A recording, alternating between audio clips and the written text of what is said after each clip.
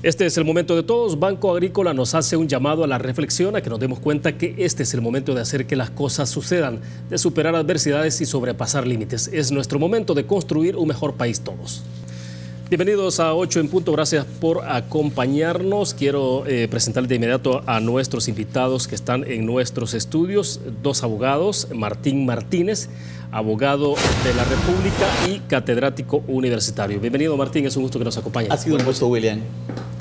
Excelente, también agradecemos que está con nosotros Carlos Mauricio Guzmán. Él es abogado de la República y expresidente del Centro de Estudios Jurídicos CEG. Carlos, bienvenido, un gusto, buenas noches. Buenas noches, William, un gusto y un gusto también un saludo a los televidentes. Perfecto, antes de iniciar con ustedes en los temas a profundidad, quiero mostrarles hoy las principales noticias del acontecer político. ¿Qué es lo que tenemos? Por ejemplo, de última hora, lo que se conoció que el juez octavo de instrucción de San Salvador que confirmó la orden de captura para el empresario Enrique Raiz y rechazó la petición de los defensores para otorgarle medidas alternas a la detención. El diputado del partido Alianza Republicana Nacionalista Arena, Velázquez Parker, que pide que candidatos a presidente y vicepresidente tengan título universitario. La Comisión de Probidad de la Corte Suprema, que tiene 8 casos listos. Piden además al Tribunal de Ética Gubernamental sancionar a diputados al no elegir Corte Suprema. Y solicitan al relator de la Organización de Naciones Unidas, ONU, hacer llamado a la Asamblea para elegir magistrados. Eso es lo que tenemos, hacer una especie de perfil de lo que ha ocurrido en el día. Pues bien, justamente a partir de algunos de los temas que hemos presentado ahí, de los temas del día, quiero iniciar justamente con la reflexión, ¿no? Son 64 días sin sala de lo constitucional. Lo que hemos visto para amanecer el día de ayer, por ejemplo, ha sido la colocación de algunas mantas con leyendas específicas reclamando a los diputados la elección de magistrados a Corte Suprema de Justicia. 64 días. Carlos, inicio con usted. A ver, ¿cómo se está analizando un poco esto? Porque en algún momento uno leía algunos análisis de quienes decían, bueno, si ya se venció el periodo de elección y se van a pasar quizás una semana, 2 semanas, pues quizás no sea tan crítico, no sea esto tan dramático. Y entonces a lo mejor lo importante de todo esto es que se tenga una buena elección. Pero bueno, ya hoy tenemos 64 días. Sí, en efecto, William y amigos televidentes, hemos visto cómo en los últimos meses ya no hablemos de semanas, sino ya en los últimos meses, varias organizaciones de la sociedad civil han puesto sobre la mesa la importancia de tener una Corte Suprema de Justicia y llamémosle un órgano judicial independiente. Y hacia eso es prácticamente lo que la sociedad civil ha estado exigiendo en las últimas semanas a la Asamblea Legislativa al momento de elegir a los nuevos magistrados que van a integrar la Corte Suprema de Justicia. La importancia de tener un órgano judicial independiente, siendo pues obviamente una columna vertebral, la independencia judicial del Estado de Derecho. Entonces, ahí la importancia de que esta elección, esta renovación, digamos, de 1/3 de la Corte Suprema de Justicia sea bajo esos parámetros de independencia y de idoneidad también. Ciertamente, ya como tú lo señalabas, han pasado 64 días ya sin que la Asamblea Legislativa haya logrado un acuerdo para poder elegir a los nuevos magistrados. Y eso realmente ya no solo es preocupante, sino que también ya empieza a sonar bastante extraño. ¿Por qué razón es que no se logran estos acuerdos? ¿A quién le conviene que no exista una sala de lo constitucional en este momento nombrado? Es a quienes tienen, digamos, en este momento la posibilidad de ejercer el poder. Si no hay esa sala de lo constitucional que vendría a ser como el árbitro que viene a poner, digamos, a poner paro, digamos, o a poner la justicia entre conflictos que puedan suscitarse entre un órgano y otro órgano, entonces, pues cualquiera puede hacer lo que quiera en este momento. Y ahora, entonces estamos entrando en una situación que se está debilitando nuestra institucionalidad y se está debilitando el Estado de Derecho en sí. Carlos Mauricio, estamos en una situación que puede ser mucho más grave, mucho más dramática que lo que ocurrió cuando fue el decreto 473 del pasado. Hay quienes están sugiriendo la posibilidad de hacer una especie de comparación, claro, salvando las distancias y los momentos, pero puede ser mucho más delicado el momento actual. Okay.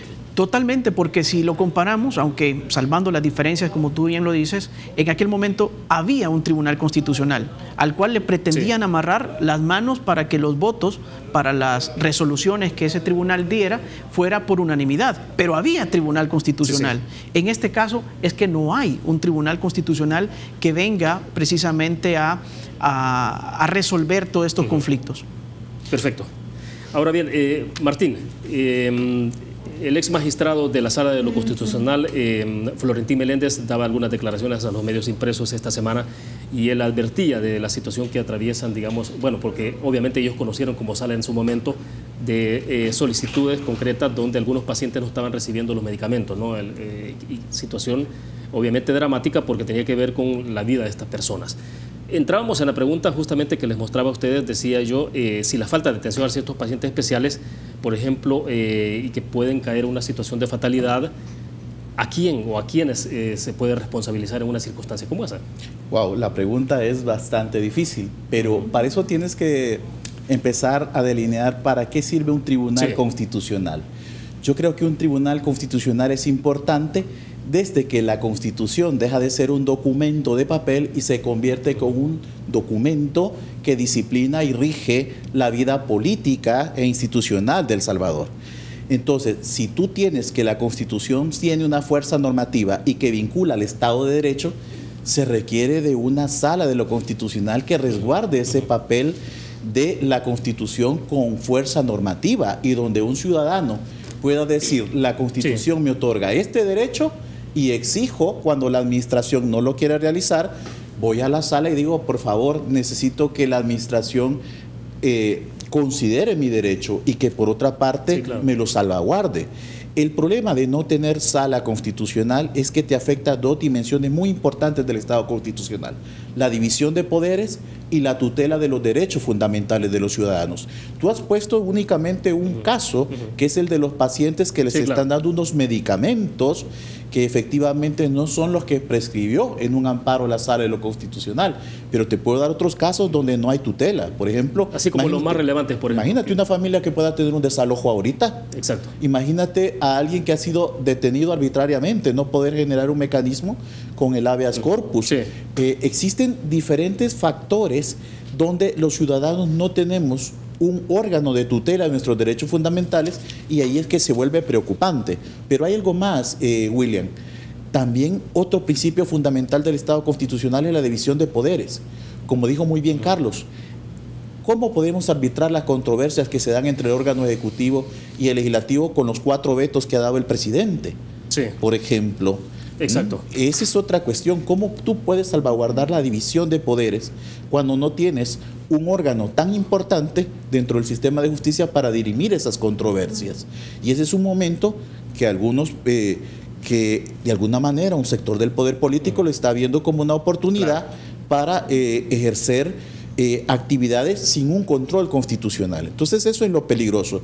Yo te digo, yo mantengo, por ejemplo, mis reservas con el veto, por ejemplo, que se ha dado con la unidad de análisis financiero de la Fiscalía. ¿En qué sentido, para terminar este? Por ejemplo, creo que ese organismo, conforme diferentes instrumentos internacionales y que brinda el Grupo Edmond, tiene que mantener una cierta autonomía, como la mantienen, por ejemplo, otros organismos de inteligencia a nivel latinoamericano y europeo.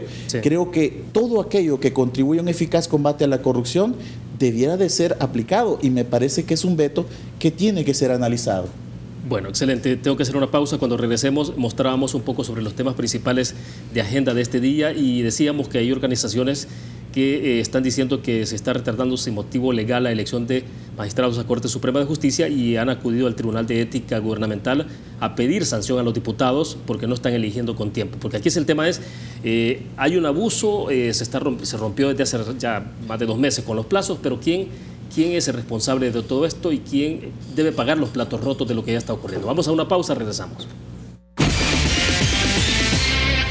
Banco Promérica cuenta con la garantía de rapidez en todas sus cajas, donde te atienden en 20 minutos o menos. Gracias por continuar con nosotros en 8 en punto. A ver, Carlos, Mauricio, Dos hechos han ocurrido esta semana, en las últimas horas, para ser más preciso, y decíamos lo que presentábamos en la introducción. Piden al Tribunal de Ética Gubernamental sancionar a diputados al no elegir a Corte Suprema de Justicia, y ahí es el caso de organizaciones que dijeron de que el retardamiento no tiene, sin duda alguna, no hay un motivo legal para que se esté retardando en la Asamblea Legislativa la elección de magistrados, y en este caso coincidieron, por ejemplo, varias organizaciones, Espacio Ciudadano, Acción Ciudadana, Ciudadanos por una Corte Independiente, además de otros, Iniciativa Social para la Democracia. Pero el otro caso tiene que ver también con una solicitud ante el relator de Naciones Unidas para que se haga un llamado a la Asamblea a elegir magistrados, y en este caso una solicitud para Diego García Sayán, ¿no?, que es el responsable del área del relator especial sobre independencia de magistrados y abogados de Naciones Unidas. Insisto en la parte esta de, obviamente hay un abuso ya, o sea, se rompió el mandato de elegir en tiempo, ¿no? Entonces, uno se pregunta, bueno, pero en este momento tenemos un vacío. ¿De qué estamos hablando? O sea, ¿qué consecuencias? Pero más que las consecuencias es un poco el nivel de responsabilidades de los funcionarios. En efecto, lo que hemos visto en las últimas horas ciertamente es una reacción, creo yo, de varias organizaciones de la sociedad civil que intentan buscar que exista precisamente la responsabilidad de los diputados en una elección como esta de una sala de lo constitucional. Esta omisión, desde luego, que conlleva pues, alguna responsabilidad para los diputados. Ya sabemos, está escrito en la Constitución, que los funcionarios públicos, cuando van a protestar la sumisión de su cargo, lo hacen en base a un mandato que establece la Constitución de jurar ante la Constitución, de cumplirla, de cumplir las leyes, pero también les impone una responsabilidad. Y aquí puede derivarse responsabilidades civiles también para aquellos funcionarios, en este caso los diputados, quienes no están haciendo o cumpliendo su deber. Ya hay una denuncia, digámosle así, a nivel del Tribunal de Ética Gubernamental. Habrá que ver cómo responde ahora esta institución. Lo que está haciendo la sociedad civil es accionando la institucionalidad que queda en el país para poder lograr que los diputados elijan y elijan bien. Y la otra reacción es una reacción que también hemos visto esta mañana en muchas calles de San Salvador, en donde amanecieron varias pancartas en diferentes puntos, en donde se exige precisamente a los diputados que cumplan su mandato de elegir nuevamente pues, a los diputados. Y tú señalabas también otra acción que me parece también muy interesante, pero también muy delicada, porque el país puede estar entrando en incumplimientos de acuerdos que ha firmado o convenciones que ha firmado el país internacionalmente. Ya se hablaba, pues obviamente, del tema de Naciones Unidas. Naciones Unidas en los últimos días, semanas, también conocimos que también se pronunció al respecto de esta omisión que tiene la Asamblea Legislativa. ¿Por qué? Porque tenemos como ciudadanos un derecho fundamental desprotegido, que es el acceso a la justicia constitucional. En este momento, al no existir un tribunal constitucional, no podemos acudir. Y eso es un derecho fundamental que se nos está siendo violado en este momento. Y entiendo también de que no va a ser la única instancia a la cual se está acudiendo. Entiendo también que ya se escuchan voces también de acudir a la OEA, por ejemplo. También tratando de llevar esa voz, ¿verdad?, para que las instancias internacionales también se pronuncien al respecto. Ya son 64 días, pues, ¿verdad? Y han tenido un tiempo suficiente los diputados como para poder hacer todo el análisis y la evaluación que tienen que hacer de los candidatos a magistrados. De acuerdo. Martín, un poco quiero insistir en esa parte, ¿no? Hasta dónde sí efectivamente se está ante un vacío o un vacío que puede beneficiar a unos y afectar a otros. Y ahí, por eso, en el primer bloque un poco me recordaba, y usted lo mencionaba, en el caso de los vetos presidenciales, ¿no? Correcto. Yo no soy abogado, pero uno cuando lee de repente algunos casos son las respuestas de los vetos que ha dado el presidente, pues uno dice hasta dónde efectivamente hay un problema de orden constitucional. Claro, hay otra lógica que indica de que en la medida en que se hace referencia al tema de constitucionalidad, pues habría que irse esto a la sala de lo constitucional. Y como no hay sala de lo constitucional, simplemente la legislación actual continúa vigente. Esa es la lectura que no queremos hacer mucho, una lectura perversa del vacío de poder. Sinceramente, lo que tenemos que llamar a los diputados y a los políticos es que el acuerdo que tomen de sala constitucional es un acuerdo de país, donde deben de medir los intereses de país por los intereses de cuotas partidarias. se ha asegurado que mucho tiene que ver con intereses políticos de amarrar la elección del fiscal y hasta esperar los resultados de las elecciones de febrero. Exacto. Eso, sinceramente, no abona en la construcción de un Estado constitucional que es el norte que traemos después de la guerra y de los acuerdos de paz.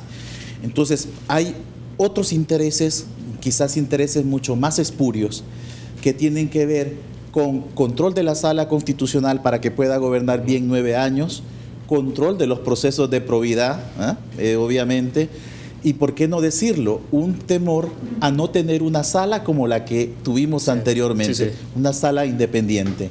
Entonces, tenemos que exhortar a los políticos a que vean el interés del país y de la construcción del Estado de Derecho y no los intereses particulares casándose con determinados candidatos a magistrados que posiblemente no tengan la experiencia constitucional Martín, para eso.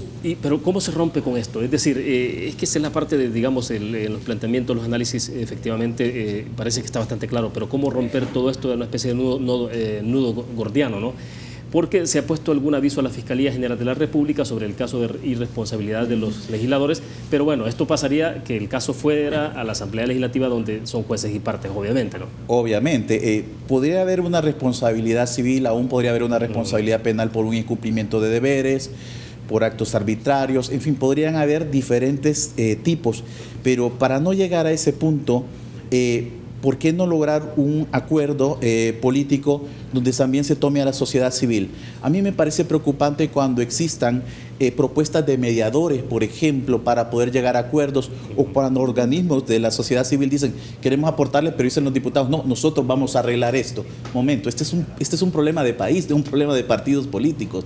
Tenemos que quitar un poco la soberbia y darle oportunidad también a la sociedad civil que se pronuncie para elegir magistrados que verdaderamente ayuden a mantener esa independencia judicial. Sí. Perfecto, Carlos Mauricio, ¿qué lecciones nos está dejando esto? Porque me interesa que después en el corte vayamos a otros temas que también están en agenda. Las lecciones. Bueno, yo creo que una de las lecciones que nos está dejando eso es que el deterioro a nuestra institucionalidad está latente y que no podemos permitir que se siga socavando con nuestra institucionalidad y nuestro Estado de Derecho. Hay quienes, o si piensan algunos que este tema no le importa a la ciudadanía y que simplemente está a nivel de ciertos grupos académicos, llamémosle así, se equivocan, están cometiendo un error. Creo que la ciudadanía ya entendió muy bien la importancia de la necesidad de poder contar con controles constitucionales, con una división de poderes como lo establece nuestra Constitución, y que no puede existir esta ausencia de este Tribunal Constitucional en este momento. Entonces, si pretenden aquellos ligar y darle más margen y tiempo, alargar más, digamos, esta elección, creo que van a cometer un gravísimo error, porque tarde o temprano esto va a pasarles factura. Sí. Ahora, en algún momento habrá la necesidad, y esto es para los dos, de que se evalúe el procedimiento que se tiene de elección de magistrados de Corte Suprema de Justicia. Es decir, Edward Sidney Blanco dijo en su momento, ¿no?, el ex magistrado, que de repente había que evaluar si efectivamente debe continuar en manos de los diputados esa decisión. Claro, esto pasa por una reforma constitucional, ¿no? Totalmente, yo creo que sí, ha llegado el momento de pensar o repensar, rediseñar probablemente el mecanismo de elección y de designación de magistrados a la Corte Suprema de Justicia basado en todas estas experiencias.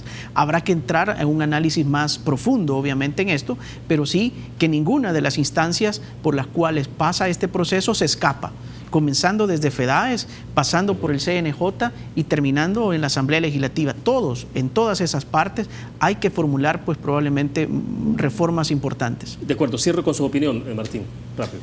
Yo creo que sí, tenemos que trabajar en una reforma profunda. Yo cuando escuché al ex magistrado Sidney Blanco, me pareció interesante su postura.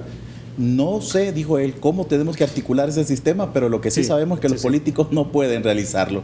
Entonces, aquí la sociedad civil, junto con diferentes sectores políticos progresistas, tenemos que ingeniar un criterio donde solo los mejores, los más capaces, aquellos que no les tiemble la mano cuando tienen que dar una decisión que afecten a ciertos intereses, los que lleguen a la Sala Constitucional. Lo bueno de todo este proceso quizás han sido los baremos, las mediciones, pero falta más, falta de cómo articular eso a nivel de ley para que se pueda cumplir. yo te soy muy franco en mi visión particular. Sí, sí. Yo creo que en el caso con los baremos y con todas las evaluaciones como la que ha hecho el diputado no partidario, con lo que le han hecho, esto ya se hubiera elegido la primera semana que faltaban. Hay 5 personas que tienen las credenciales académicas y no se ha tomado en cuenta. Entonces, ¿cómo podemos articular un sistema que obligue a que los mejores sean los elegidos para la Corte Suprema de Justicia? De eso se trata. Perfecto. Nos quedamos en el punto. Hacemos una pequeña pausa. Volvemos. Bueno, voy a leer 2 comentarios rápidos que tienen que ver con el tema anterior, ¿no? Porque no podemos dejar de pasarlo. A ver, el que tenemos en el momento, ahí lo tiene usted. Víctor Díaz dice, la sociedad civil debe hacer uso del derecho a la insurrección que regula el artículo 87 de la Constitución. Se está conculcando el Estado de Derecho por la Asamblea Legislativa. Ese es uno. Vamos a ver si podemos mostrar el siguiente. Pero bueno, porque el otro tiene que ver con... me están pidiendo que les pregunte a ambos. Si en el caso dice no hay una elección apegada a la ley, ¿qué se puede hacer? O los mejor calificados podrían apelar a la elección o incluso el pueblo pueda manifestarse. Más o menos va en la misma dirección de lo que planteaba el televidente anterior. Pero bueno, Carlos, rápidamente para agotar este tema. En efecto, la Constitución establece pues ese derecho que tenemos como ciudadanos de la insurrección, pero no queremos llegar a eso realmente, ¿verdad? Eso sería realmente partir con toda la institucionalidad que tenemos en el país y tendría gravísimas consecuencias esto también, no solo en lo jurídico, que es lo que estamos ahora aquí comentando, sino que también tendría consecuencias económicas y sociales, pues también este problema, ¿verdad? Así que yo esperaría que esta situación en la cual estamos inmersos podría solventarse y se deba de solventar por los canales que debe de solventarse, los canales de comunicación, de diálogo, de acuerdo y alcanzar pues obviamente esa voluntad política obviamente que falta en este momento para poder nombrar a los magistrados. Martín, la opinión, porque bueno, en medio de todo esto uno dice, bueno, ¿hasta dónde están dispuestos a estirar, como decimos los salvadoreños, el hule, ¿no? O sea, yo creo que los políticos están jugando a ir más allá del filo de la navaja. Ojalá que esto no vaya a ser contraproducente para ellos en el proceso electoral de febrero. Yo no estoy muy de acuerdo en llegar hasta extremos de un derecho a la insurrección. Resolvimos una guerra a través de la mediación, la conciliación, la negociación, viendo intereses de país. Yo creo que lo mismo podemos aplicar en este caso. Posiblemente vamos a tener que necesitar mediadores para que se llegue a un acuerdo y que la clase política tenga una actitud más proactiva y más solidaria con la sociedad civil para escucharla y tratar de resolver este entuerto sin tener que llegar a soluciones tan radicales como la que proponen los televidentes. Bueno, nos quedamos en ese punto. Vamos a pasar de inmediato al otro tema que ha generado controversia.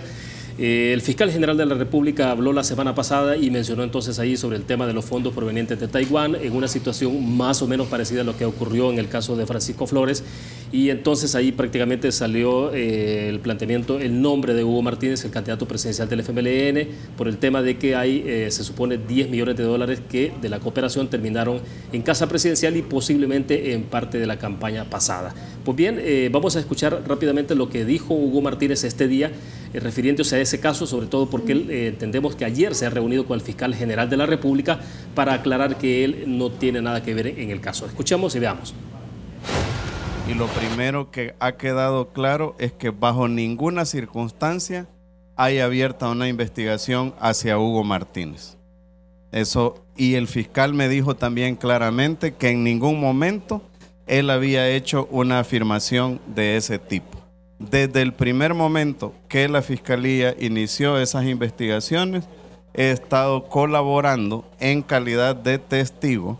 Hemos entregado documentación a la Fiscalía donde se desarrolla cómo fueron ejecutados los fondos durante toda mi gestión y evidentemente que el último año del quinquenio anterior yo no estaba fungiendo como ministro de Relaciones Exteriores, estaba en la Secretaría General del Sistema de la Integración Centroamericano, que sobre los fondos ejecutados por Casa Presidencial, es Casa Presidencial la que tiene que rendir un informe. Pero ha quedado claro también que bajo mi gestión no se hizo ninguna transferencia de fondos a Casa Presidencial y que lo que solicitó Casa Presidencial al final de mi gestión fue que los fondos para el último año ya no fueran administrados por Cancillería y los ministerios respectivos, sino por Casa Presidencial y los ministerios respectivos. Bueno, Carlos Mauricio, cuando uno escucha y ve todas estas declaraciones, como que estuviera reeditando de alguna manera un capítulo que ya ha vivido el país y que tiene que ver con el caso de Francisco Flores y también el tema de la cooperación de Taiwán, ¿no? Pero ahora, claro, con otras circunstancias y otros actores, ¿qué es lo que va quedando de esto, digamos, en el contexto? Bueno, mi primera reacción a esto es decirle que debemos de entender que nadie puede estar por encima de la ley. La Fiscalía General de la República no solo es un ente acusador, sino que también la Fiscalía General de la República tiene dentro de sus facultades velar por la legalidad en el país. Si la Fiscalía está considerando en una investigación que hay irregularidades, pues esa es su tarea, de investigar y pues hacer las gestiones necesarias para poder encontrar la responsabilidad de quienes hayan cometido alguna ilegalidad, si es que la han cometido. Donde creo que debe de tenerse, digamos, cierto cuidado es cuando se hacen expresiones, sobre todo en un contexto político, para que no se vaya a entender que una investigación tiene un propósito político. Yo no digo de que la Fiscalía, como es un tiempo electoral, pues se va a quedar de brazos cruzados y no vaya a hacer nada. No, todo lo contrario. Tiene que continuar haciendo su tarea, pero con ese cuidado de que no se vaya, el fiscal general de la República. No se vaya a entender de que esto es una cuestión que de lo jurídico pasa a lo político. Sí. Esa es, digamos, una reacción que yo haría, pero sí, obviamente, nadie puede estar por encima de la ley. Entonces, así sea un presidente de la República, así sea un candidato a la presidencia de la República o cualquier ciudadano común y corriente como nosotros, ¿verdad? Ninguno puede estar por encima de la ley.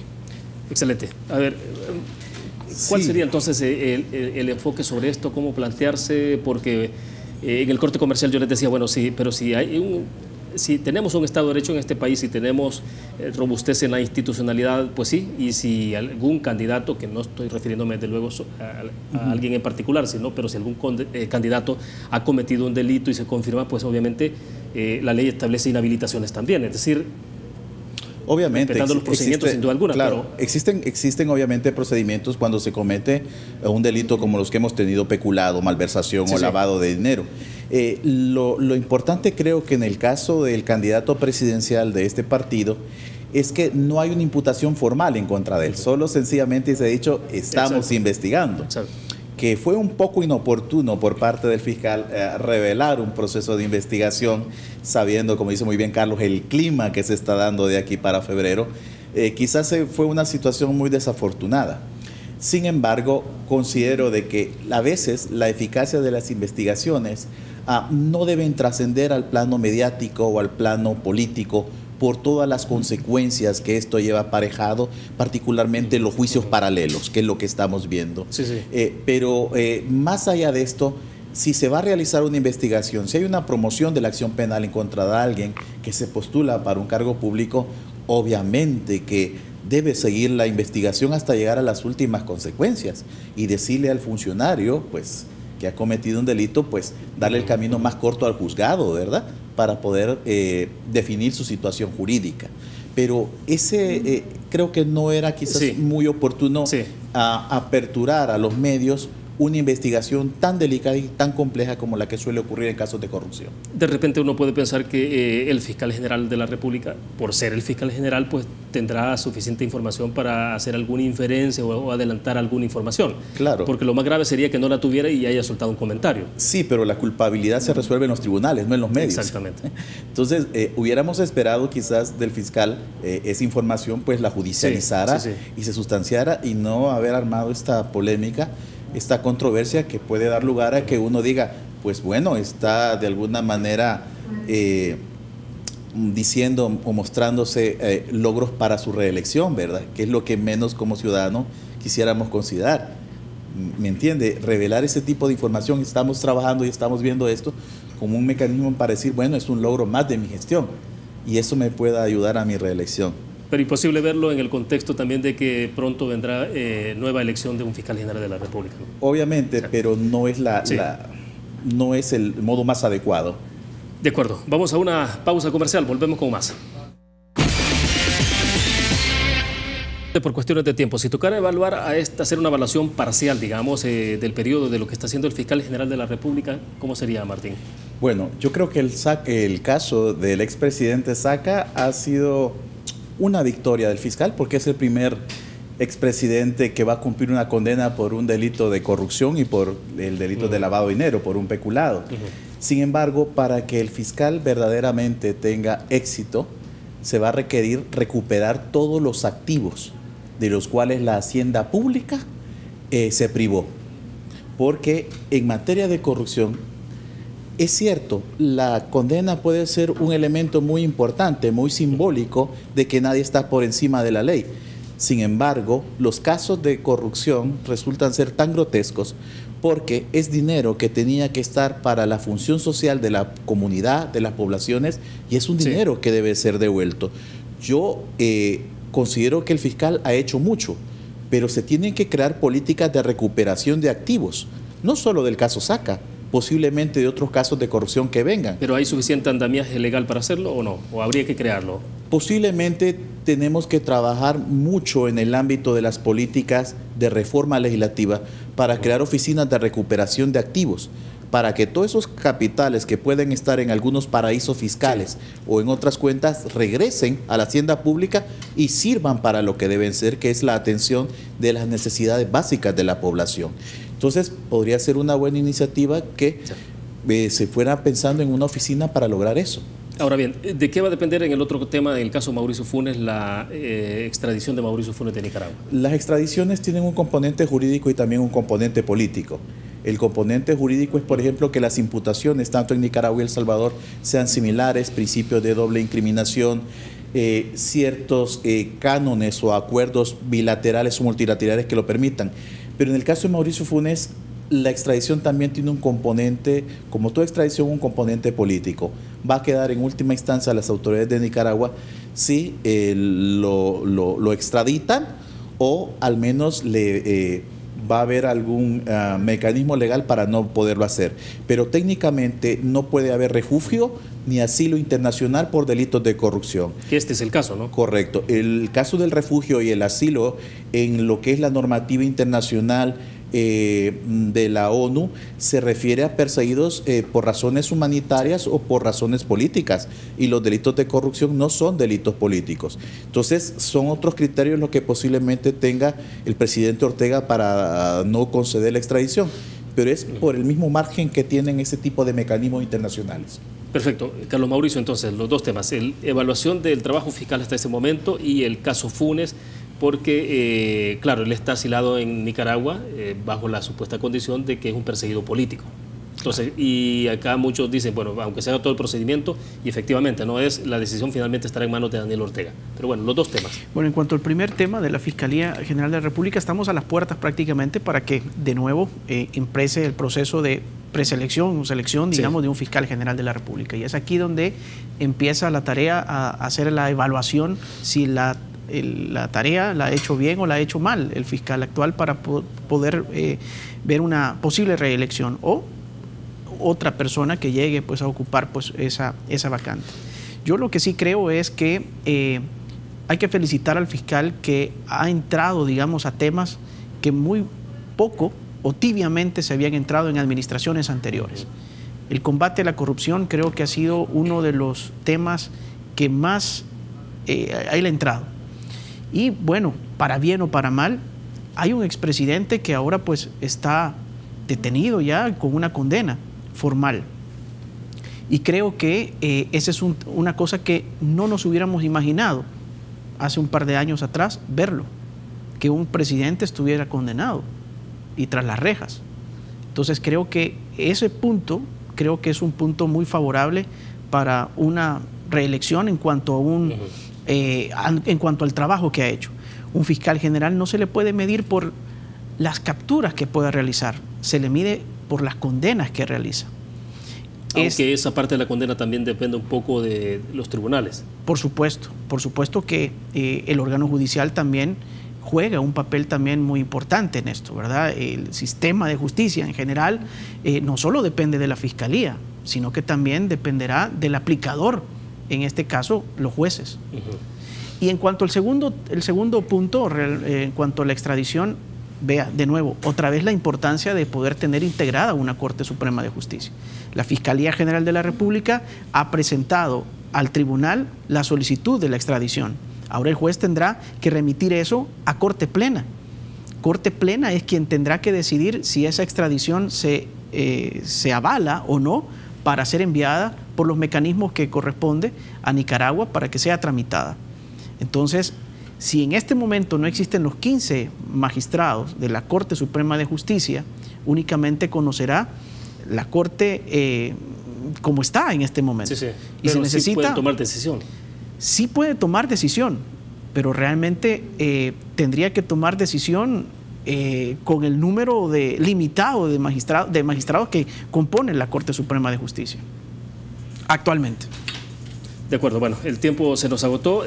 Gracias por habernos acompañado, Carlos Mauricio. Muchísimas gracias, William. Un gusto, William. Siempre es un agrado contar con ustedes, con la opinión, sobre todo para que nuestros televidentes puedan tomar una mejor decisión, una mejor interpretación y desde luego juzguen de mejor manera. Gracias a ustedes que nos acompañaron. Esto fue 8 en punto. Nos vemos mañana a la misma hora. Buenas noches, que descansen.